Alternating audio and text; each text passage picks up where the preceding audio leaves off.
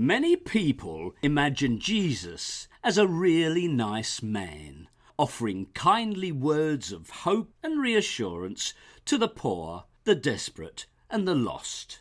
Isn't he the guy who preaches love of neighbour and of enemies, of going the extra mile, of forgiving 7 times 70? Surely these are the words of a great humanitarian, of a supreme moral teacher.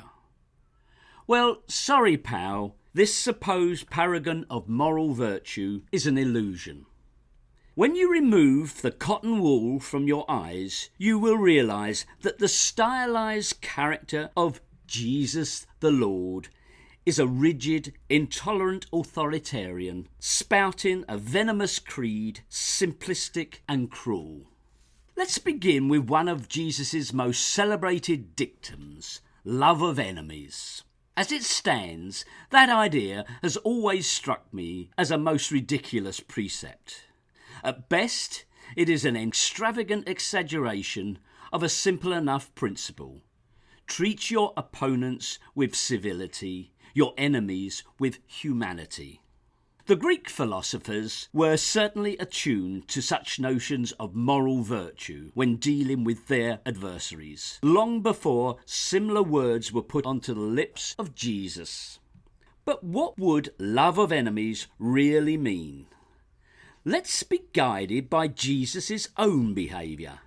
How does Jesus himself deal with his own enemies?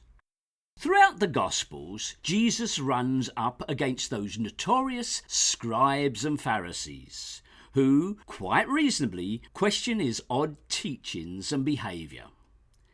How does the Lord from heaven respond? With love? No, on the contrary, with curses and with threats of eternal damnation. The man famous for his condemnation of hypocrites is himself a hypocrite. Jesus makes abundantly clear that his love of enemies extends only to those enemies who have fallen at his feet in abject submission. He deigns to love them only because they humble themselves before his absolute lordship. He that believeth not shall be damned, says Mark. And just as Jesus' so-called love is indiscriminate, so too is his retribution towards those who don't immediately bend their knee. Jesus threatens destruction and everlasting torment to entire cities for their reticence to immediately embrace him as their new Lord and Master. Or, as Matthew puts it, it will be more intolerable for them on the day of judgment than the land of Sodom and Gomorrah. What we have here are the brutal ethics of a pre-modern warlord, poised before a besieged city with his murderous horde. Immediately embrace me as your king, and my mercy will allow you to live on as a slave in my kingdom. Or else every last one of you will die a horrible, lingering death. And this is a Jesus, a character presented to young children as a figure worthy of reverence and worship. But let's move from enemies to those nearest and dearest to us, family. Again, we see in the Jesus figure that same streak of simplistic intolerance, lacking any normal human compassion.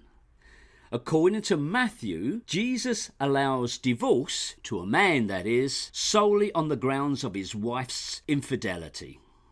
According to Mark and Luke, not even is that option allowed. Any remarriage is an act of adultery. Now, this is a cruel, simplistic and wrong ethic. If we were to follow these teachings, as the church in Europe did for centuries, married people would almost certainly face a life sentence of domestic violence, physical and psychological abuse, and sheer misery. Today, we recognise the limitations of marriage. We are enlightened. The words placed in the mouth of Jesus are the sentiments of a primitive, barbarous culture. Could we say that Jesus is the upholder of strong family values? He does, after all, preach the brutal doctrine that the person who speaks evil of his father and mother should surely die. But let's get real here. Might not some children have perfectly good reasons for not honouring their parents? From end to end, the moral code of Jesus is crass, simplistic, and above all, irrelevant to the 21st century. But then again, at least let's take comfort in the fact that it isn't true. It isn't history. It's just more astounding rubbish from the New Testament.